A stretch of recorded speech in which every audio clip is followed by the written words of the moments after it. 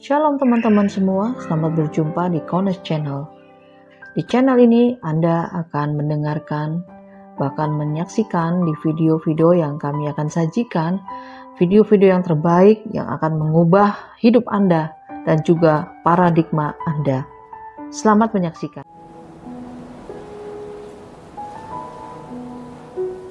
Kebenaran daripada kemah suci ini, ya, ini sangat-sangat penting sekali, karena kalau tidak kembali ke pola Ibrani yang benar, maka akan timbul pemahaman-pemahaman yang lain dan pengajaran-pengajaran yang menyimpang. Jadi kita tidak mau itu terjadi, karena itu harus kembali ke pola Ibrani yang benar. Dan karena pola Ibrani itu kaya raya, sehingga kita bisa menggali dengan luar biasa dari apa yang Bapak Yahweh berikan di dalam kehidupan kita untuk dapat memahaminya. Di luar pola Ibrani itu sangat sedikit, miskin sekali, dan kita akan tetap ada di dalam pola Ibrani yang benar. Karena itu kita di dalam membahas pola Ibrani yang benar, maka tidak lepas dari yang namanya 22 huruf modern Hebrew, modern Ibrani, ya, tidak lepas dari situ. Dan selain 22 huruf Ibrani ini, di dalam 22 huruf Ibrani juga mengandung yang namanya piktograf. Ya, piktograf adalah huruf bergambar, ya, dan itu merepresentasikan juga 22 daripada 22 daripada huruf Ibrani modern. Dan jangan pernah lupa juga bahwa huruf Ibrani ini, ya, bahasa Ibrani ini mempunyai kekuatan dimensi yang lebih dalam lagi, yaitu dimensi kepastian, kalau saya boleh katakan, ya, yaitu dimensi gematria. Ya, ini luar biasa sekali, saudara. Dan orang-orang yang menolak gematria sangat-sangat disayangkan, ya, sangat-sangat disayangkan, dan mereka tidak akan bisa mendapatkan hal-hal yang luar biasa karena menolak gematria yang Bapak Yahweh sediakan. Ya, karena itu kita sebagai anak-anak Bapak Yahweh jangan pernah lupa bahwa gematria ini penting sekali, ya, karena mengandung angka-angka yang merupakan kepastian, ya, kepastian. Jadi kalau kita tahu bahwa di seluruh dunia ini bahasa terpecah-pecah, hanya satu bahasa yang tidak dipecah oleh Bapak Yahweh. Pengucapan boleh berbeda tetapi intinya sama, yaitu matematika, gematria. Kita harus bisa paham, dan gematria ini bukan mainan, saudara, ya. Sekali lagi saya harus tegaskan, jangan bikin mainan apa yang Bapak Yahweh berikan, supaya hidup saudara tidak dipermainkan setan, ya, dengan pengertian-pengertian yang menyesatkan. Ya. Banyak orang-orang yang menganggap bahwa gematria ini cocokmologi, dan juga satu hal yang hanya sebagai selingan saja. Karena itu lihat saja di dalam pertumbuhan pengenalan akan firman orang tersebut, dia tidak mendapatkan rahasia yang luar biasa karena dianggap sebagai gematria ini hanya main-main saja. Bapak Yahweh tidak pernah main-main loh dalam keselamatan dalam hidup kita. Karena itu jangan pernah menilai, ya, bahwa apa yang diberikan oleh Bapak Yahweh ini mainan, saudara, ya. Kalau enggak, nanti hidup saudara akan jadi mainannya setan. Ya, jadi kita harus perhatikan baik-baik. Nah, kita akan masuk di dalam kemah suci session yang kedua ini, yaitu dengan tema The Only Way, satu-satunya jalan. Kita akan lihat satu ayat terlebih dahulu, yaitu di dalam kitab Ibrani, Fatsal yang ke-8 ayat yang ke-5.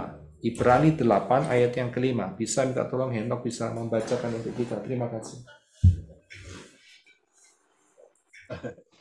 Yang melayani menurut contoh dan bayangan dari apa yang ada di Syamail. Sama seperti Moshe ketika hendak mendirikan tabernakel.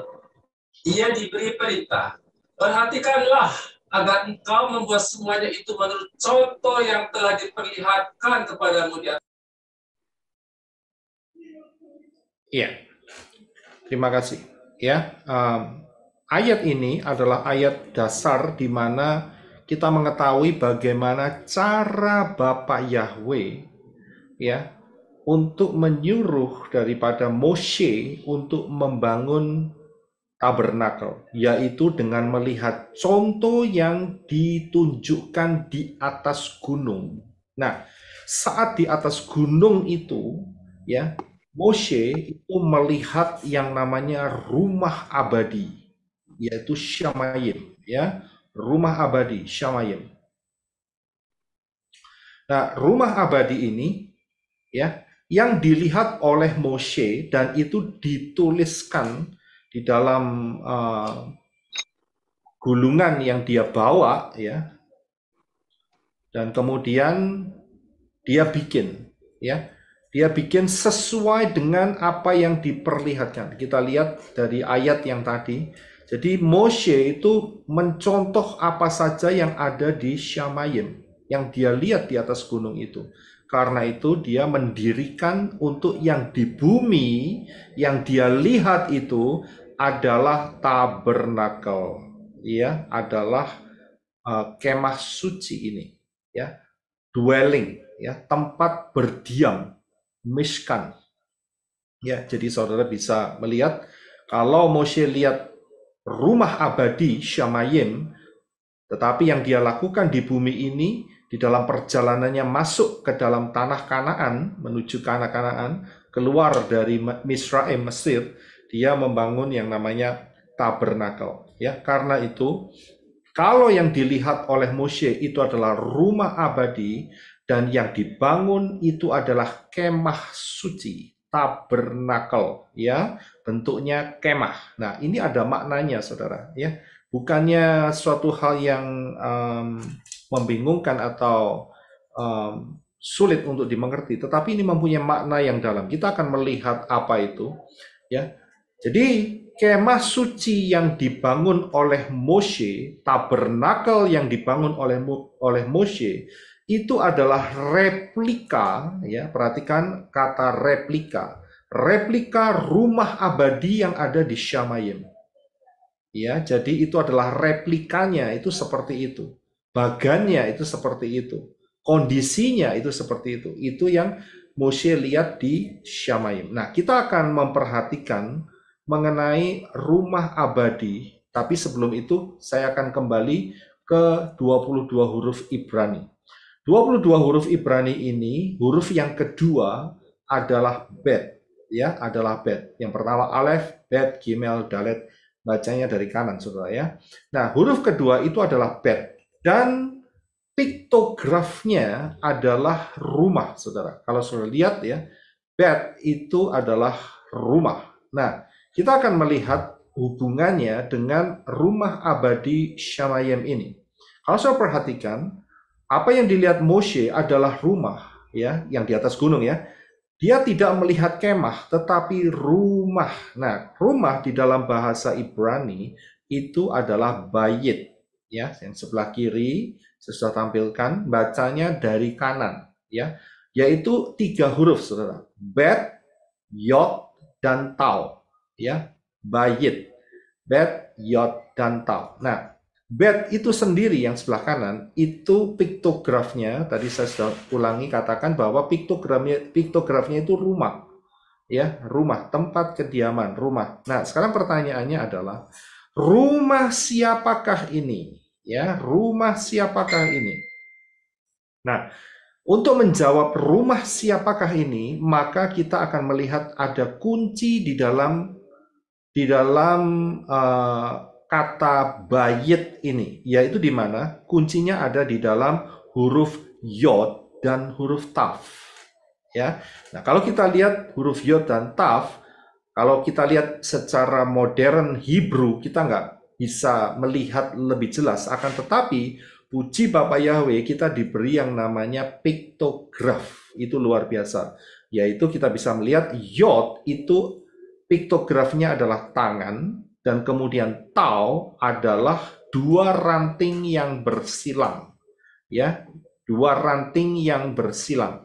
Ini adalah membentuk seperti salib, Nah, dari sini kita bisa melihat ini rumah siapa? Tidak lain adalah rumah yang tangannya disalib. Saudara. Ya, siapa dia? Tidak lain adalah Yeshua HaMashiach. Nah, itu yang di bumi, saudara. Ya, karena Yeshua mewakili kita sebagai manusia. Karena itu Yeshua mengatakan di dalam Yohanes 14 ayat 2 sampai yang ketiga. Coba minta tolong Henok bisa dibacakan. Terima kasih.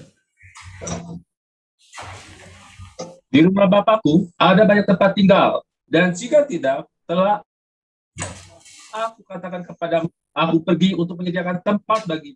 Dan jika aku pergi serta menyediakan tempat bagimu, maka aku datang lagi dan akan menjemput kamu kepadaku, supaya di tempat aku berada, kamu pun berada. Ya, haleluya. Saudara bisa lihat, di rumah Bapakku, bayit, ada kata bayit, ada kata rumah. Rumahnya Bapa, yaitu Bapa Yahweh. Ada banyak tempat tinggal, ya. Dan Yeshua mengatakan bahwa dia pergi untuk menyediakan tempat bagi kita. Ingat, dalam kasus ini Yeshua mengatakan kepada murid-muridnya, dan itu merupakan juga janji kepada kita semua bahwa Yeshua sedang menyediakan tempat di rumah abadi di Shamayim. Bersyukurlah saudara dan saya yang percaya kepada Bapa Yahweh di dalam Yeshua HaMashiach, karena inilah merupakan sebuah kepastian. Dunia ini, bumi ini adalah tempat yang sementara, ya, akan tetapi akan dibongkar dan kita akan menempati rumah yang abadi yang ada di Shamayim bersama-sama dengan Raja kita, yaitu Yeshua HaMashiach. Ya, dan Yeshua di dalam ayat ini mengatakan bahwa jika aku pergi serta menyediakan tempat bagimu, maka aku datang lagi. Ya, Yeshua tidak pernah meninggalkan kita sendirian. Yeshua akan datang lagi, kapan datang lagi, dan menjemput kamu kepadaku. Kalimat ini merefer bahwa Yeshua mengkonfirm akan adanya rapture. Ya, akan adanya rapture. Dikatakan bahwa aku datang lagi dan akan menjemput kamu. Yeshua tidak mengatakan ini kepada orang kalayak banyak, tidak, tetapi kepada murid-murid yang ada bersama-sama dengan Yeshua saat itu. Ya, karena itu suatu kepastian kalau saudara terhitung sebagai murid-murid Yeshua HaMashiach, saudara terhitung sebagai mempelai Yeshua HaMashiach. Pegang janji ini baik-baik, bahwa tidak lama lagi rapture akan terjadi. Yeshua sendiri sudah mengatakan bahwa rapture pasti akan terjadi. Ya, itu luar biasa. Sebabnya apa? Kerinduan Yeshua adalah supaya di tempat aku berada, kamu pun berada. Luar biasa. Di tempat di mana Yeshua HaMashiach, ya, Raja kita berada, kita sebagai mempelainya, Yeshua rindu kita juga ada bersama-sama dengan Yeshua HaMashiach di rumah abadi di Shamayim. Ya, nah kita akan lanjutkan. Kalau kita lihat huruf Bet, ya, huruf Bet, kita fokus di huruf Bet-nya saja. Kalau saya lihat, itu bentuknya itu seperti kemah yang terbuka di satu sisi. Jadi huruf Bet itu punya atap, sudah bisa lihat atap, dan ada dindingnya, dan kemudian ada fondasinya, dan membentuk seperti tenda huruf ini, ya, seperti tenda yang terbuka di satu sisinya. Jadi hanya satu sisinya yang terbuka. Ya, sudah bisa menggambarkan kira-kira seperti itu. Nah, kalau sudah perhatikan apa yang dibangun oleh Moshe, yaitu kemah suci, itu modelnya seperti yang kiri atas. Itu kira-kira seperti itu, saudara. Ya, dan kalau saya berikan denahnya, itu denahnya seperti yang di kanan bawah. Ya, jadi kira-kira seperti itu modelnya. Ya. Nah, di sini dari kemah suci ini kita bisa melihat bahwa hanya ada satu pintu yang terbuka. Persis seperti apa yang Bapak Yahweh nyatakan di dalam huruf bet tadi. Ya, ingat, untuk huruf bet ini yang di bumi itu berbicara soal tenda, ya, soal kemah dengan satu pintu yang terbuka. Ya, saudara bisa melihat garis merah panah sebelah kiri yang mengarah ke pintu. Saudara bisa lihat kemah suci ini pintunya itu hanya satu, saudara. Ya, pintu masuk keluar itu hanya satu. Karena itu Yeshua mengatakan, Yohanes 10 ayat yang ke-9. Bisa minta tolong Henok bisa membacakan? Terima kasih. Akulah pintu. Jika seseorang masuk melalui aku, ia akan diselamatkan. Iya, terima kasih. Saudara bisa lihat, Yesua mengatakan, akulah pintu itu. Ya, dalet, pintu itu. Jadi jika seorang masuk melalui pintu itu, yaitu Yeshua HaMashiach, dia akan masuk ke dalam rumah abadi Shamayim. Karena kemah suci atau tabernakel ini merupakan replika daripada rumah abadi yang ada di Shamayim. Ya, karena itu siapa yang masuk melalui Yeshua akan diselamatkan. Ya, sudah bisa lihat bahwa hanya ada satu pintu yang terbuka. Karena itu saya beri tema the only way. Tidak ada jalan yang lain untuk manusia bisa diselamatkan. Saudara dan saya kalau mau terhitung di dalam keselamatan harus masuk di dalam pintu itu. Dan ingat bahwa pola ini, kemah suci ini ada di dalam Torah, saudara. Jangan pernah lupa, kemah suci ini dijelaskan melalui kitab Keluaran, ya, dan juga kitab Ulangan, ya. Ada di dalam Torah. Torah itu 5 kitab yang pertama yang ditulis oleh Moshe. Jadi kalau orang menolak Torah, maka orang itu menolak konsep keselamatan yang disediakan oleh Bapa Yahweh melalui Yeshua HaMashiach. Orang yang menolak Torah tidak akan diselamatkan. Ini penting sekali. Ya, konsep ini dituang tidak di dalam kitab Yesaya atau Yehezkiel atau Daniel atau Yosua, tidak, tetapi dituang oleh Bapak Yahweh, ya. Planning, rencana, contoh ini diperlihatkan dan dituliskan melalui kitab Torah, ya, penting sekali. Nah, juga Yeshua mengatakan di dalam Yohanes 14 ayat yang ke-6, tolong Henok bisa baca untuk kita, terima kasih. Yeshua berkata kepadanya, akulah jalan dan kebenaran dan hidup. Tidak seorang pun datang kepada Bapa jika tidak melalui aku.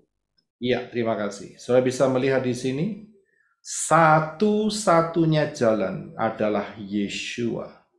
Satu-satunya jalan. Tidak ada orang yang bisa sampai kepada Yahweh, kepada Bapa Yahweh, kalau tidak melalui pintu itu, kalau tidak melalui Yeshua HaMashiach. Dan ingat, Yeshua HaMashiach adalah Bapa Yahweh sendiri yang telah turun ke dunia ini di dalam rupa manusia. Ya, jadi jelas sekali, ya. Bukan 2 pribadi, tetapi 1 pribadi. Ya, ini terus harus kita ingat, ya, sampai dalam alam bawah sadar kita, sampai terukir di dalam hati kita. Bukan 2 pribadi, 1 pribadi. Ya, jadi tidak ada seorang pun yang bisa sampai hidupnya kepada Bapa Yahweh kalau tidak melalui Yeshua HaMashiach. Karena dia adalah jalan dan kebenaran dan hidup. Ya, ini sudah terbukti. Karena itu judul hari ini adalah The Only Way. Ya, nah, dari sini jelas ya, hubungannya dengan huruf bet, dan juga huruf bet itu angka gematrianya adalah 2, saudara. Ya, 2 itu adalah angka gematria mengenai Yeshua HaMashiach. Oke, kita lanjutkan. Nah, kita akan melihat yaitu arah daripada pembuatan atau saat kemah suci ini dibangun, ya. Kemah suci ini dibangun. Dan saya beri perikop yaitu arah timur, ya. Nah, kalau kita melihat saat mereka berjalan di padang gurun, ya, padang belantara maksud saya, mencapai tanah Kanaan, mereka bongkar pasang, saudara, ya. Ingat ya, ini bisa dibongkar, bisa dipasang kembali. Dan kemudian mereka juga harus memperhatikan arah posisi saat mereka memasang kemah suci, ya, arah posisinya. Nah, posisinya bagaimana? Posisinya seperti yang saya tunjukkan di sini, saudara. Nah, nanti saya akan tunjukkan, tetapi kita akan baca ayatnya terlebih dahulu supaya saudara bisa memahami, yaitu mengenai arah timur, ya, arah timur. Beberapa ayat yang akan kita lihat terlebih dahulu sebelum kita masuk di dalam bagian kemah suci mengenai arah timur. Ternyata kata arah timur itu ada banyak rahasia di dalamnya, yaitu seperti ini di dalam Kejadian 3 ayat 24. Ya, kita akan lihat, kita akan baca. Silakan Henok untuk membacanya. Terima kasih. Dan dia mengusir manusia itu keluar. Dan dia menempatkan kerub-kerub di sebelah timur Taman Eden dengan pedang yang menyala-nyala dan menyambar-nyambar untuk menjaga jalan pohon kehidupan.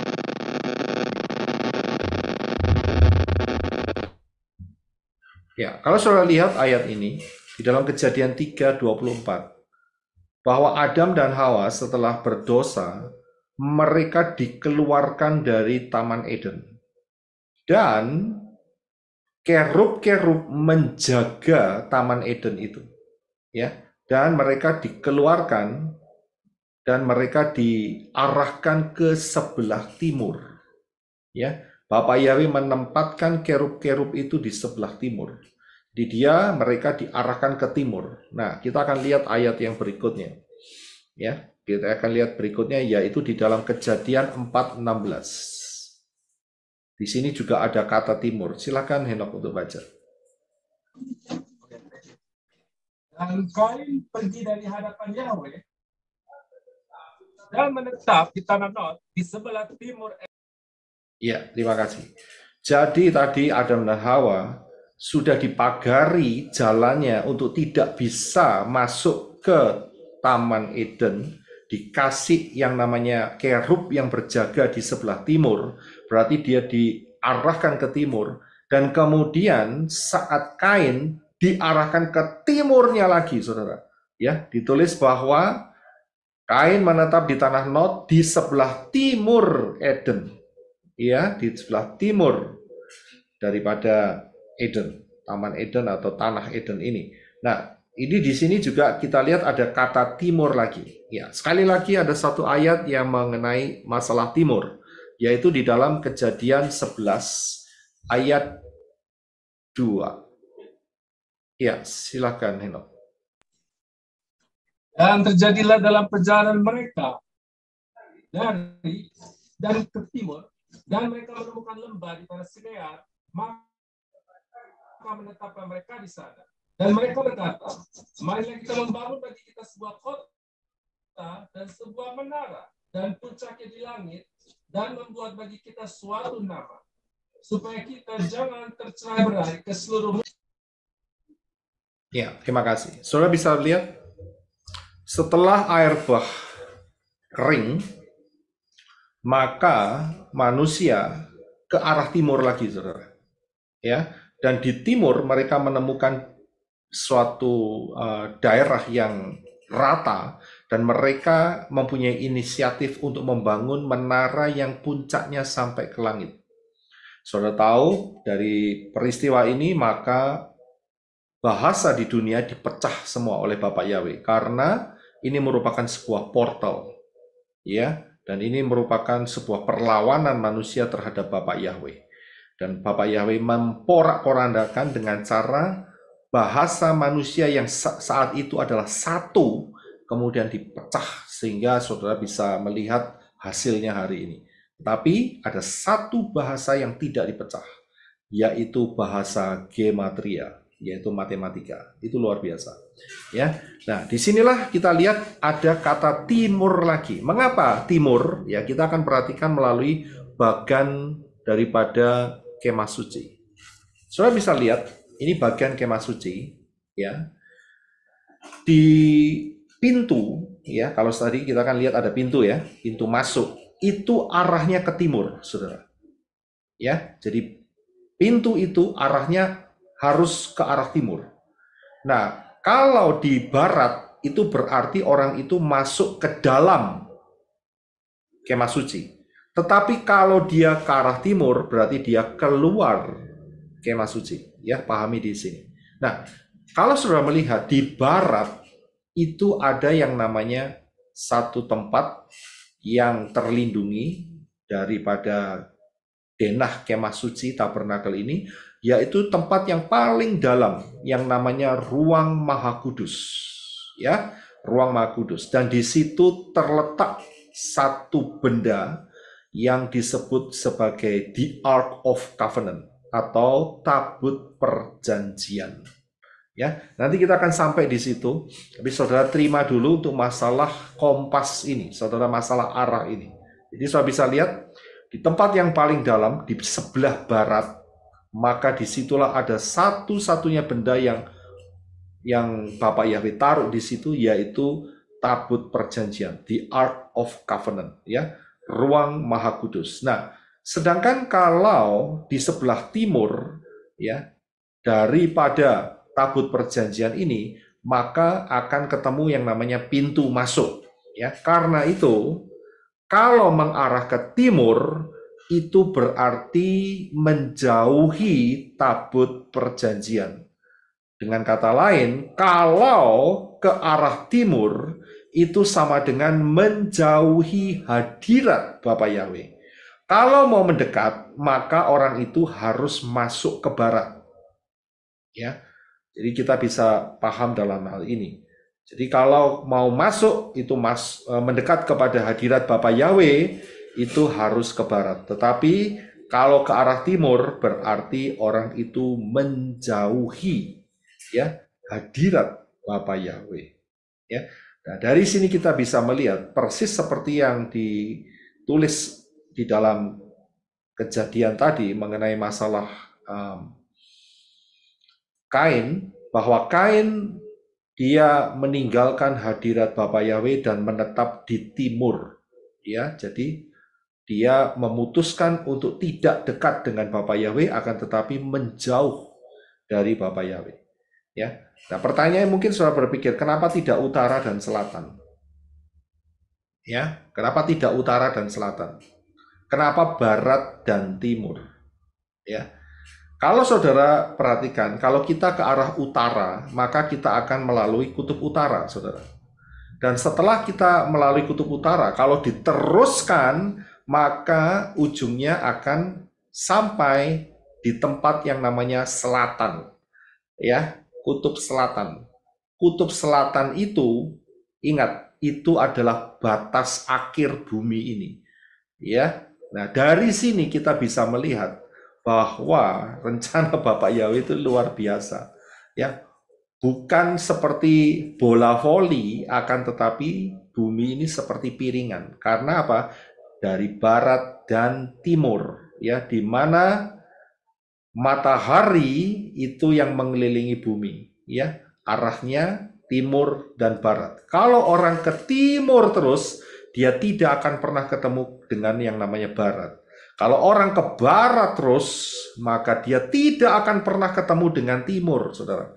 Tapi kalau ke utara, dia akan ketemu selatan dan dia mentok sampai di yang namanya dinding es itu. Ya, jadi kita paham di sini. Ya, rencana Bapak ini luar biasa. Ya, dengan pola barat dan timur ini. Nah, lebih dalam lagi kita akan melihat. Ya. Ada satu pertanyaan, yaitu di manakah tempat yang tidak ada hadirat Bapak Yahweh? Di manakah tempat yang tidak ada hadirat Bapak Yahweh? Kalau kita melihat Saya pernah ajarkan ini di dalam tema Aku Butuh Darah. Saudara bisa mampir ke sana untuk bisa mempelajari lebih dalam. Saya beritahukan bahwa Bapak Yahweh itu sesosok ibarat ya, ibarat saya bilang ibarat pilar api yang gedenya itu luar biasa, lebih besar dari Syamayim, saudara, lebih besar dari Syamayim. Itu Bapak Yahweh kita, Elohim Yahweh kita, lebih besar dari Syamayim. Syamayim itu sudah luar biasa kalau dibandingkan bumi. Dan kalau bumi dibandingkan saudara dan saya manusia, bumi ini besar sekali, luas sekali. Saudara bisa melihat melalui gambar yang sederhana ini, bahwa Bapak Yahweh itu eksistensinya itu lebih luas, lebih besar sekali daripada Syamayim. Nah, pertanyaannya adalah seperti tadi, di manakah tempat ya yang tidak ada kehadiran Bapak Yahweh? Kalau kita lihat di dalam Mazmur 139 ayat yang ke-7 dan ke-8, coba bisa minta tolong Henok dibacaan buat kita semua. Kemana aku dapat pergi menjauhi rohmu? Kemana aku dapat lari dari hadapanmu? Jika aku mendaki ke langit atau Syamayim, engkau di sana. Jika aku melihat tempat tidurku di dunia orang mati atau Sheol, di situ pun engkau. Ya, melalui Mazmur 139 ini, kita bisa melihat apa yang dikatakan oleh Raja Daud, pemazmur ini, dikatakan bahwa kalau dia ke Syamayim, kalau seandainya dia bisa ke Syamayim, ya, Bapak Yahweh itu ada di sana, saudara. Atau kalau dia ke dunia orang mati, Sheol, Bapak Yahweh juga ada di sana. Ingat ya, bukan berarti kalau Bapak Yahweh ada di dalam Sheol itu artinya Sheolnya dari Syamayim. Tidak. Tetapi keberadaan Bapak Yahweh itu ada di mana-mana. Tetapi dari pertanyaan yang saya tanyakan di atas, ada satu tempat di mana tempat itu tidak ada kehadiran Bapak Yahweh. Di manakah itu?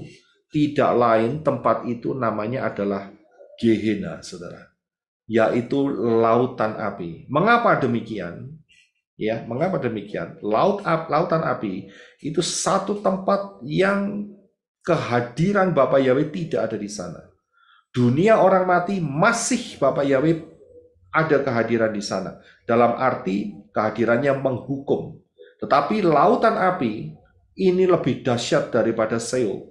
Lebih dahsyat daripada yang namanya dunia orang mati. Kehadiran Bapak Yahweh sama sekali tidak ada di sana. Nah, kita akan lihat ya prinsip daripada lautan api dan Syamayim atau hadirat Bapak Yahweh itu adalah dijauhkan atau dipisahkan. Ya, dijauhkan atau dipisahkan. Ayatnya di mana? Kita bisa melihat di dalam Mazmur 103 ayat yang ke-12. Kitab Tehillim 103 ayat 12. Silakan Henok untuk bisa dibaca. Thank you. Di jauh timur dari barat, demikianlah dia menjauhkan pelanggaran-pelanggaran kita. Iya, saudara bisa lihat di sini. Sejauh timur dari barat. Tidak dikatakan sejauh utara dari selatan. Tidak. Tetapi sejauh timur dari barat. Kenapa? Kalau ke timur terus tidak akan pernah ketemu dengan barat. Kalau ke barat terus tidak akan pernah ke timur, ketemu dengan timur. Ya, dijauhkan oleh Bapak Yahweh. Apa yang dijauhkan? Pelanggaran-pelanggaran kita, dosa-dosa kita itu dijauhkan. Ini luar biasa. Kalau kita ada di dalam Bapak Yahweh, di dalam Yeshua HaMashiach, dan Bapak yang mengatakan dosamu diampuni, itu berarti dijauhkan, saudara. Ya, sangat-sangat jauh. Itu luar biasa. Itu anugerah keselamatan yang tidak bisa dibayar. Ya, sangat-sangat tidak bisa dibayar. Sangat-sangat berharga. Karena inilah yang dilakukan oleh Bapak Yahweh di dalam Yeshua HaMashiach untuk menyelamatkan kita. Jadi, lautan api itu tempatnya adalah pelanggaran-pelanggaran. Tempat lautan api ini adalah orang-orang yang melakukan pelanggaran-pelanggaran yang memberontak kepada Bapak Yahweh dalam Yeshua HaMashiach. Tempatnya orang-orang yang tidak mau nurut ya rencana keselamatan melalui pola yang benar. Hari-hari ini ya pemulihan yang dilakukan oleh Yeshua itu sudah sangat-sangat jelas sekali. Ya, sehingga dipulihkan nama yang benar, nama pencipta langit dan bumi, yaitu Bapa Yahweh di dalam Yeshua HaMashiach, dan juga 7 hari raya, dan juga dipulihkan masalah baptisan air. Ya, nah kalau orang menolak, saat orang itu dikasih tahu ini yang benar dan orang itu menolak, maka sudah bisa dipastikan kalau dia terus mengeraskan hati, mereka akan masuk di dalam satu daerah yang namanya dosa sempurna. Saudara coba lihat pengajaran itu di channel ini, saya sudah sampaikan. Dan kalau sudah masuk di dalam dosa sempurna alias tidak ada pengampunan lagi, dan sudah dapat dipastikan orang-orang tersebut akan masuk ke dalam lautan api. Jadi dijauhkan. Ya, sudah bisa lihat mengapa Bapak Yahweh di dalam konsep bait suci, bukan bait suci, kemah suci, tabernakel, ya, kemah suci itu menggunakan arah timur dan barat. Ya, inilah alasannya. Ya, ada rahasia yang luar biasa, yaitu pemisahan untuk selama-lamanya. Ya, karena itu dekatlah dengan Bapak Yahweh, arahkan hidup saudara untuk tetap ada di dalam Bapa Yahweh dalam Yeshua HaMashiach. Ya.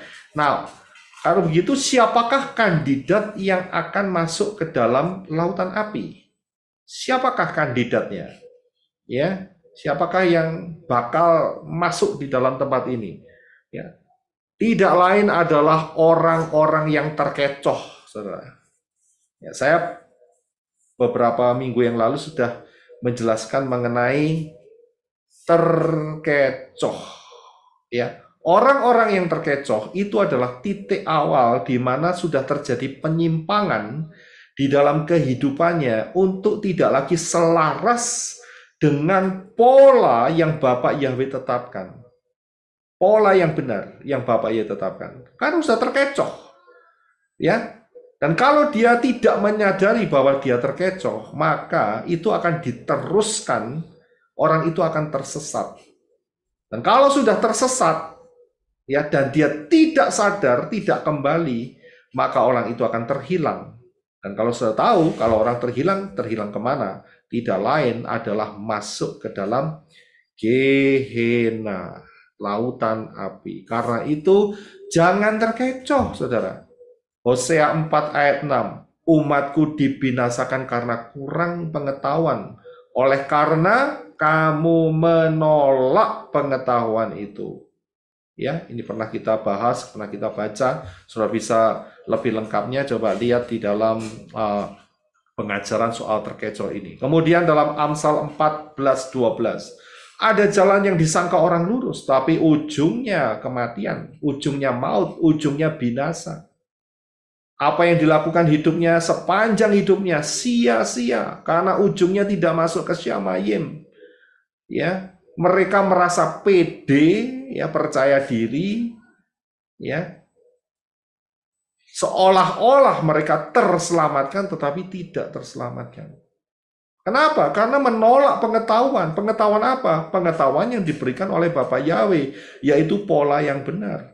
Masih tetap aja, ya, yang disebut adalah si Arab lagi, ya, kemudian si usus Yunani lagi, ya kan, kemudian yang baru-baru ini yang sering terjadi yaitu Ahayah lagi, kacau semua, ujungnya di maut, ya, tapi merasa pede masuk Syamayim, itu tipuan setan, ya, tipuan Satan, tidak menyangka bahwa sebetulnya dia digorok setan, ya.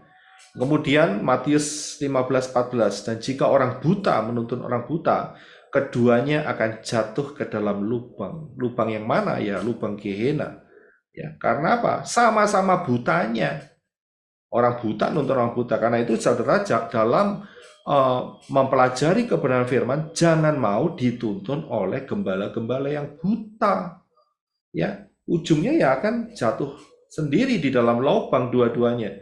Ya. saudara harus bisa mengambil keputusan untuk lepas dari pengajar-pengajar yang tidak sesuai dengan kebenaran firman. Ya, jangan terkecoh. Saya berikan satu lagu yang selalu kita nyanyikan dari sejak kecil dulu dalam pola Yunani. Yang dikatakan, aku anak raja, engkau anak raja, kita semua anak raja. Iya kan? Nah, seringkali kita tidak menyadari bahwa ini sebetulnya keluar dari kebenaran firman, saudara. Ya, kalau saudara lihat, ya, ditulis di sini haleluya puji Tuhan. Haleluya itu puji Yahweh, bukan puji Tuhan, ya. Itu yang pertama. Yang kedua, kalau kita lihat di dalam Tanak atau dan Brit Gadasa, ya, hubungan bapak itu selalu dengan anak, saudara, ya. Hubungan bapak itu selalu dengan anak. Kalau hubungan raja itu selalu dengan permaisuri atau mempelai. Ya, paham ya di sini ya. Di dalam Tanak dan Brit Gadasa selalu seperti itu. Kalau bapak itu hubungannya dengan anak. Kalau raja itu dengan mempelainya, permaisuri. Ya. Nah, kalau kita tahu di dalam Tanak ada yang kita sebut sebagai Bapak Yahweh, maka penyebutan yang benar adalah anak-anak Bapak Yahweh. Karena hubungannya bapak dan anak, saudara. Ini benar, ya kan? Ini ada di Tanak dan Brit Gadasa. Karena Yahweh adalah Bapak kita. Oh, ayatnya banyak, saudara. Saudara bisa cari. Ya, Yahweh adalah Bapak kita. Nah, kita yang diciptakan, kita juga anak. Ya. Nah, kalau Raja Yeshua, maka hubungannya dengan mempelai Yeshua HaMashiach. Ya, ini sudah satu kepastian. Kalau raja hubungannya dengan permaisuri. Kalau raja hubungannya dengan mempelai. Ya, dituliskan oleh Rabi Saul bahwa aku mempertunangkan kamu dengan ya HaMashiach. Ya, dan juga dikatakan bahwa ada yang namanya pesta kawin anak domba. Anak domba itu siapa? Tidak lain adalah Raja Yeshua HaMashiach, karena itu dikawinkan. Jadi istilah yang disebut betul yaitu mempelai Raja Yeshua HaMashiach. Ya. Nah, sekarang pertanyaannya, apakah dalam Tanak atau Brit Gadasa ada yang disebut sebagai mempelai Bapak Yahweh? Ada nggak? Atau mempelai Yahweh? Ya, nggak ada. Ini satu pengucapan istilah yang sangat-sangat keliru sekali.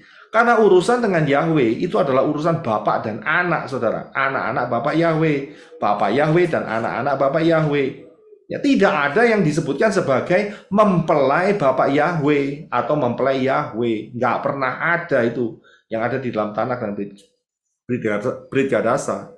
Begitu juga dengan yang ini, saudara.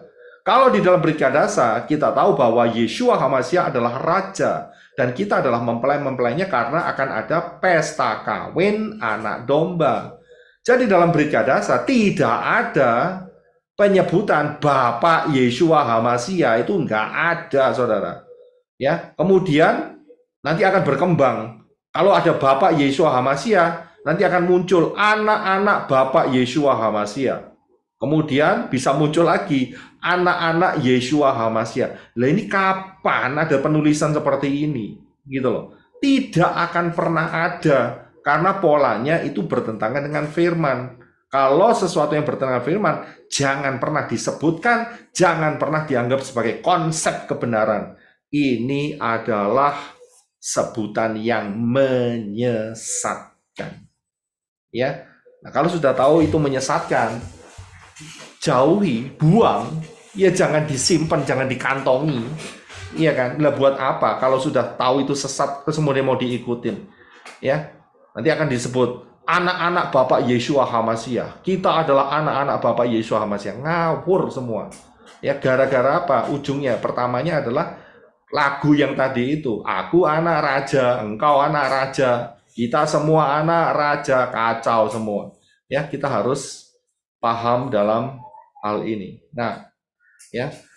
Jadi kita harus tahu jangan sampai kita disesatkan. Karena ya, orang yang terkecoh akan tersesat, orang yang tersesat akan terhilang. dan destiny-nya hanya satu, yaitu lautan api, ya. Nah, saya juga sekalian ingin memberikan klarifikasi, saudara. Karena begini, video-video saya yang pernah direkam mulai tahun lalu, ya, tahun 2022, itu oleh Brother Vinky, ya, Pak Vinky, kalau saudara tahu itu ada di Kalimantan, itu diambil, ya, dan dipostingkan kembali, ya. Nah, saya harus memberikan klarifikasi ini dengan jelas. Karena apa? Saya harus mencabut yang namanya istilah jenius. Ya, saya cabut officially, ya, karena di dalam video-video yang ada di tempatnya Pak Vinky, juga ada di tempat saya juga sebagian sedikit, ya. Tapi Pak Vinky lebih banyak. Itu masih, ya, orang kalau tidak mengerti, ya, mereka akan terkecoh bahwa saya masih ada connection dengan yang pernah saya sebut sebagai jenius. Kenapa saat itu saya sebut sebagai jenius? Karena saat itu ada Papi Lukas dan Pak Aditya yang memberikan pengajaran yang cocok dengan apa yang dipolakan oleh Bapak Yahweh dalam Yeshua HaMashiach. Termasuk apa yang saya ajarkan mengenai pola zaman akhir ini, ya. Karena itu saya kasih jenius. Tetapi sekarang sudah tidak jenius lagi, ya. Jadi saya officially cabut. Karena apa? Kalau tidak, orang-orang yang melihat di tempatnya Pak Vinky dan juga ada beberapa tempat yang lain itu masih tercantum yang namanya logo-logonya si channel itu, ya. Karena itu tolong disebarluaskan bahwa saya tidak punya hubungan apa-apa di dalam hal ini, ya. Dan saya sudah melihat bahwa channel itu sudah menyimpang jauh dari kebenaran firman. Tidak lagi jenius, ya. Tidak lagi jenius dan sangat mengerikan auranya, ya. Saya bilang saudara jauhi saja, ya, karena yang diulang-ulang adalah cara untuk memanipulasi. Dan juga saya juga mendengar secara personal bahwa orang ini bergerilya, ya, untuk ngebelin yang dia kenal. Orang-orang yang mau baptisan itu juga dipengaruhi secara negatif. Saya bilang jauhi, jangan pernah punya hubungan, jangan pernah mampir karena auranya sangat-sangat negatif, ya. Kelihatannya dengan menggunakan cara emosional untuk menjerat orang-orang yang tidak mengerti kebenaran. Saudara dan saya mempelai Yeshua HaMashiach, jangan kena yang namanya siasat setan ini, ya. Jauhi, jauh-jauh. Ya, tidak lagi jenius, ya, tetapi saya bilang itu sudah jungkel, ya, dan musnah, ya, sudah jungkel dan musnah. Saudara bisa tulis sendiri, jungkel and musnah, ya. Jadi jangan sampai saudara ketipu. Secara official saya sudah kasih tahu, ya, apa yang dia percayai bertentangan dengan kebenaran firman yang dari Bapak Yahweh. Jangan didengarkan, itu racun, ya, yang dapat bisa mematikan. Karena itu kita akan tetap berpegang di dalam kebenaran firman Bapak Yahweh untuk selama-lamanya. Dan kita masuk di dalam pintu itu, yaitu Yeshua HaMashiach, di dalam pola yang benar. Saya akan lanjutkan mengenai kemah suci ini, ya, minggu depan di daerah yang lebih dalam lagi, yaitu pelataran. Ada banyak kode-kode rahasia yang akan memberkati kita semua. Untuk teman-teman yang mungkin baru pernah atau baru mampir ke channel ini, saya harus ingatkan bahwa kita ini sudah hampir 6.000 tahun sejak kejatuhan Adam dan Hawa, ya. Hari ini tahun 2023, kita sudah masuk di dalam 3,5 cycle Shemitah yang pertama, ya. Kita ada di bulan Juni tanggal yang kedua, dan Secara official, rapture akan terjadi di tengah-tengah, ya, 3,5 tahun lagi, tidak sampai. Tetapi Yeshua pernah mengatakan bahwa waktunya akan diperpendek. Dan apabila waktunya tidak diperpendek atau dipersingkat, maka semua manusia tidak ada yang selamat. Akan tetapi karena orang-orang pilihan, waktunya akan diperpendek. Pelajari, yaitu di dalam materi yang saya sudah sampaikan, rahasia 1290 hari dan 1335 hari. Saudara akan temukan jawabannya bahwa rapture akan sangat mungkin terjadi Januari 2026 lebih awal atau akhir Desember 2025. Kita waspada, ini bukan ramalan, kita berjaga-jaga karena pola angka 7 sudah lengkap di sini. Jadi kita harus berjaga-jaga supaya tidak ketinggalan. Ingat, posisinya adalah rapture. Itu tujuan kita. Dan juga untuk teman-teman yang belum masuk dalam rencana keselamatan, pola yang benar yang diberikan oleh Bapak Yahweh, ingat bahwa keselamatan datang dari bangsa Yahudi, bukan dari bangsa Indonesia, bukan dari bangsa Yunani, bukan dari Arab, tapi dari bangsa Yahudi. Dan siapa yang berseru kepada nama Yahweh akan diselamatkan. Ya, siapa yang berseru dalam nama Yahweh akan diselamatkan. Setelah itu saudara masuk dalam baptisan pembaharuan, belajar kebenaran firman dan berjalan dengan setia, ya, sampai rapture terjadi. Untuk baptisan pembaharuan, saudara yang membutuhkan pelayanan baptisan pembaharuan, saudara bisa ke pelayananmenorah.com. Saudara bisa lihat di sebelah kiri atas, bawahnya home, ya, itu saudara bisa temukan daftar di mana mempelai-mempelai Yeshua HaMashiach siap melayani saudara untuk membimbing saudara dalam baptisan pembaharuan dan juga melepaskan saudara dari nama-nama dewa-dewa asing, nama Arab, nama Yunani, nama dewa Tionghoa, Chinese, nama dewa-dewa yang lain. Kita hanya menyembah satu, yaitu Bapa Yahweh dalam Adonai Yeshua HaMashiach. Maranatha, Bapa Yahweh memberkati kita semua. Haleluya. Shalom.